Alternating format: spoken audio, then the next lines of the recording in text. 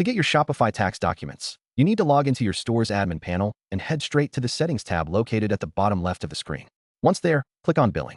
This is the central hub for every single transaction fee, subscription charge, and monthly bill associated with your store. You will see a section labeled Documents right on this page.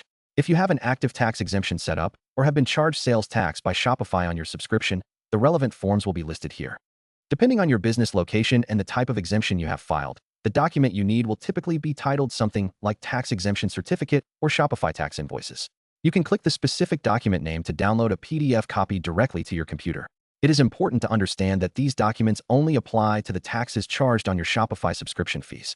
They do not include sales tax you have collected from your customers for your own products. If you are looking for the comprehensive end-of-year financial breakdowns, navigate to Finances and then Billing under the settings of your admin panel to find your annual billing history.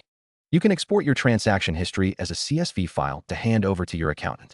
However, if you need the official 1099K forms that report your entire store's processed income, Shopify does not issue those directly unless you use Shopify Payments as your processor. If you do use Shopify Payments, log into your admin panel, go to Finances, then Payouts, and look for the Documents tab.